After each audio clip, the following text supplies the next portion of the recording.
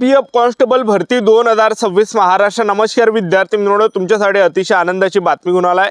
RPF कॉन्स्टेबलची भरती निघत आहे। आरपीएफला रेल्वे सुरक्षा बल सुद्धा म्हटलं जाते। जे काही रेल्वे स्टेशन आहे, जे काही जंक्शन आहे, तर त्या ठिकाणी जे विद्यार्थी मित्रांनो रेल्वे पोलिसांच्या ज्या ड्युट्या ह्या त्या ठिकाणी तैनात राहते। एक लक्षात ठेवा, तर आरपीएफ कॉन्स्टेबल भरती या ठिकाणी नवीन निघत आहे। लास्ट जी भरती आरपीएफ कॉन्स्टेबल भरती 2023 ला आली होती आणि तेव्हापासून ही भरती आली नाही।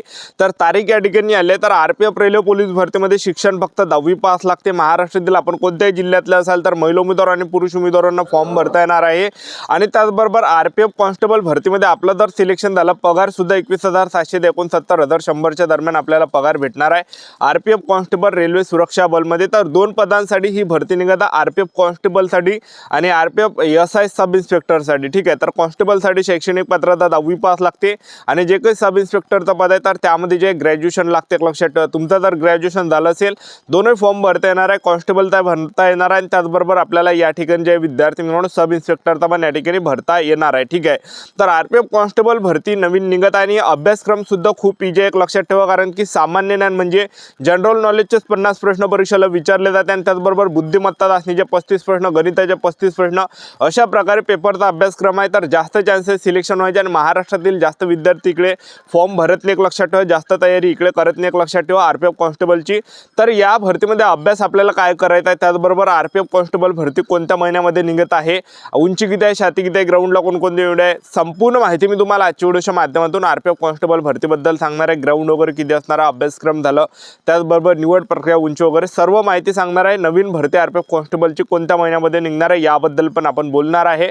आजचा व्हिडिओ खूप महत्त्वाचा होणार आहे। व्हिडिओ शेवटपर्यंत बघा आणि व्हिडिओला आताच लाईक करा। नमस्कार विद्यार्थी मित्रांनो, माझी नोकरी कॉर्नर यूट्यूब चॅनलवर मी गोपाल वानखडे तुमचं सर्वांचं सहर्ष स्वागत करतो। तर मित्रांनो, व्हिडिओचा थंबनेल बघून तुमच्या लक्षात आलं असेल की आपला व्हिडिओ कोणत्या टॉपिकवर होणार आहे। व्हिडिओ सुरू करण्याच्या आधी आपल्या यूट्यूब चॅनलला सबस्क्राईब करा, जेणेकरून प्रत्येक भरतीचे अपडेट तुमच्यापर्यंत सर्वात आधी पोहोचेल। जास्त करून आरपीएफ कॉन्स्टेबल भरतीबद्दल वेळोवेळी अपडेट मी तुम्हाला आपल्या यूट्यूब चॅनलच्या माध्यमातून देत असतो। व्हिडिओ सुरू करण्याच्या अगोदर सर्वांना एक रिक्वेस्ट आहे, तुम्ही आपला व्हिडिओ कोणत्या जिल्ह्यातून पाहू राहिले नक्की कमेंट बॉक्समध्ये सांगा, जेणेकरून मला सुद्धा अंदाज लागणार आहे आपला व्हिडिओ कोणकोणत्या जिल्ह्यापर्यंत पोहोचू राहिला। तर बघा विद्यार्थी मित्रांनो, आरपीएफचं काम काय राहते, तर रेल्वेची सुरक्षा करणे, रेल्वेच्या मालमत्तेची सुरक्षा करणे आणि जे काही रेल्वेचे जे काही प्रवासी आहेत तर त्यांची सुरक्षा करणे। तुम्ही पाहिलं असेल रेल्वे स्टेशनवर काही जर झालं तर त्या ठिकाणी आरपीएफ कॉन्स्टेबल पहिले त्या ठिकाणी धावून येते। एक लक्षात ठेवा, काहीही झालं, कोणतीही घटना जर झाली तर सुरक्षेच्या साठी जे विद्यार्थी मित्रांनो आरपीएफ कॉन्स्टेबल त्या ठिकाणी धावून येते। तर रेल्वेची सुरक्षा करणं, रेल्वेची मालमत्तेची सुरक्षा करणं, प्रवाशांची सुरक्षा करणं, हा काही जे विद्यार्थी मित्रांनो ड्युटी या ठिकाणी आरपीएफची राहते। आणि खाकी वर्दी आहे, तुम्ही पाहिलं असेल रेल्वे स्टेशनवर जे काही पोलिस जे फिरतात ते आरपीएफच आहे, कॉन्स्टेबल आहे। ठीक आहे, आरपीएफचे। तर बघा विद्यार्थी मित्रांनो, आता आरपीएफ कॉन्स्टेबल भरतीमध्ये आपण शैक्षणिक पत्रात जर पाहिलं 2 पद आहे। पहिलं जे पद आहे हे कॉन्स्टेबल आहे, यासाठी 10वी पास महिला उमेदवार, पुरुष उमेदवारांना फॉर्म भरता येणार आहे। आणि त्याचबरोबर जे एक सब इन्स्पेक्टरचं पद आहे त्याला जे विद्यार्थी मित्रांनो महाराष्ट्रातील महिला उमेदवार आणि पुरुष उमेदवारांना फॉर्म भरता येणार आहे। ग्रॅज्युएशन, ठीक आहे, ज्यांचं ग्रॅज्युएशन झालं असेल त्यांना सब इन्स्पेक्टरमध्ये भरता येणार आहे। वयोमर्यादा जर आपण विचार केला 18 ते 25 वर्षापर्यंत वयोमर्यादा आहे। मागासवर्गीय कॅटेगरीसाठी एससी/एसटीला 18 ते 30 वर्षापर्यंत, ओबीसी कॅटेगरीसाठी 18 ते 28 वर्षापर्यंत एवढी काही वयोमर्यादा आहे। यामध्ये ओपनसाठी 18 ते 25 आहे। फीचा जर आपण विचार केला तर जनरल ओबीसी कॅटेगरीसाठी 500 रुपये फी राहते आणि एससी/एसटी कॅटेगरी आणि महिला उमेदवार कोणत्या कॅटेगरीचे असेल तर 250 रुपये यामध्ये फी राहते। एक लक्षात ठेवा, ठीक आहे। तर लास्ट जी आरपीएफ कॉन्स्टेबल भरती आली होती 2023 ला आली होती। आता या ठिकाणी 4 वर्ष होत आले, अजून आरपीएफची भरती निघाली नाही। तर कोणत्या महिन्यामध्ये निघणार आहे ते पण तुम्हाला पुढे या ठिकाणी सांगणारच आहे। ठीक आहे, तर बघा विद्यार्थी मित्रांनो, आरपीएफ कॉन्स्टेबलमध्ये जर आपण या ठिकाणी पाहिलं निवड प्रक्रियाचा जर आपण पाहिलं, आरपीएफ कॉन्स्टेबल भरतीमध्ये पहिल्या टप्प्यामध्ये आपलं काय असणार आहे, पेपर असणार आहे ऑनलाईन पद्धतीने। दुसऱ्या टप्प्यामध्ये आपलं काय असणार आहे, यामध्ये ग्राउंड असणार आहे। तिसऱ्या टप्प्यामध्ये डॉक्युमेंट ऑप्शन असणार आहे। चौथ्या टप्प्यामध्ये मेडिकल होणार आहे। अशा प्रकारे संपूर्ण निवड प्रक्रिया या ठिकाणी आरपीएफ कॉन्स्टेबल भरतीची राहणार आहे। एक लक्षात ठेवा, ठीक आहे। पहिल्या टप्प्यामध्ये आरपीएफ कॉन्स्टेबल भरतीमध्ये काय होणार आहे, आपला पेपर असणार आहे 120 मार्काचा पेपर आहे। कॉन्स्टेबल आणि सब इन्स्पेक्टरचा सारखा सिलेबस आहे। तर मग जनरल नॉलेजचे 50 प्रश्न परीक्षेला विचारले जाणार आहे। बुद्धिमत्ता चाचणीचे 35 प्रश्न परीक्षेला विचारले जाणार आहे। गणिताचे 35 प्रश्न परीक्षेला विचारले जाणार आहे। टोटल 120 मार्काचा हा पेपर असणार आहे। आणि त्याचबरोबर पेपरसाठी 1.5 घंट्याचा पेपरसाठी टाइम भेटते। आणि निगेटिव्ह मार्किंगचा जर आपण विचार केला तर 3 निगेटिव्ह मार्किंग राहते। एवढं काही यामध्ये निगेटिव्ह मार्किंग आहे। आणि पेपर आपल्या महाराष्ट्रामध्येच होते, होतं आपल्या जिल्ह्यापाशीच आपला पेपर राहते किंवा आपल्या जिल्ह्याच्या आजूबाजूचा सेंटर आपल्याला भेटते, तर जवळपासच या ठिकाणी RPFचा पेपर राहते। तर पेपरमध्ये आपल्याला अभ्यास काय करायचा आहे विद्यार्थी मित्रांनो, मी तुम्हाला हे सांगणार नाही मोठे मोठे पुस्तक घ्या किंवा मोठ्या मोठ्या बॅच विकत घ्या किंवा कोणाचे अकॅडमी तुम्ही लावा RPFसाठी। तर महाराष्ट्रासाठी मी तुम्हाला एकच सांगतो, RPFचे जास्त काही अकॅडमीमध्ये शिकवत नाही, एक लक्षात ठेवा। RPFचा जर तुम्हाला तयारी करायची असेल तर सेल्फ स्टडी करा, एक लक्षात ठेवा। आपल्या गावामध्ये एखादं वाचनालय असेल तर वाचनालयामध्ये अभ्यास करा आणि गावामध्ये प्रॅक्टिस सुद्धा करू शकता, ठीक आहे। तर गावामध्येच राहून तुमची या ठिकाणी चांगल्या पद्धतीने तयारी होणार आहे।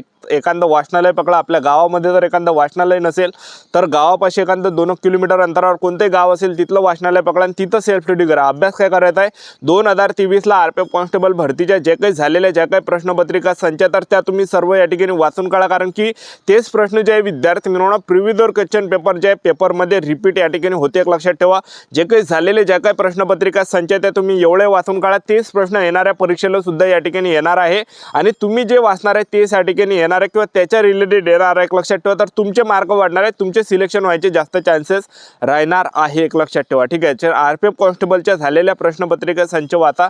RPF झालेल्या जे काही प्रश्नपत्रिका संच तुम्ही नेटवरून काढू शकता किंवा तुम्ही एखादं पुस्तक घेऊ शकता प्रिव्हियस क्वेश्चन पेपर तर किंवा ऑनलाईन जे विद्यार्थी मित्रांनो क्रोम ब्राउझर वगैरे झालं, ठीक आहे। तर तुम्ही या ठिकाणी जे नेटवरून सुद्धा प्रश्नपत्रिका संच काढू शकता 2023ला झालेला आहे, ठीक आहे। तर याच्यातून अभ्यास करा आणि दुसऱ्या टप्प्यामध्ये आपलं काय असणार आहे RPF कॉन्स्टेबल भरतीमध्ये, तर आपलं असणार आहे यामध्ये ग्राउंड। तर उंचीचा जर आपण विचार केला, पुरुष उमेदवारांसाठी उंची 165 सेंटीमीटर, महिला उमेदवारांसाठी उंची 157 सेंटीमीटर, छाती 79 सेंटीमीटर, फुगून 5 सेंटीमीटर भरली पाहिजे आणि त्याचबरोबर जे विद्यार्थी मित्रांनो अशा प्रकारे यामध्ये आपलं काय असणार आहे उंची वगैरे असणार आहे, एक लक्षात ठेवा, ठीक आहे। तर 80 सेंटीमीटर उंची आहे, छाती 80 सेंटीमीटर आहे, फुगून 5 सेंटीमीटर आपली भरली पाहिजे।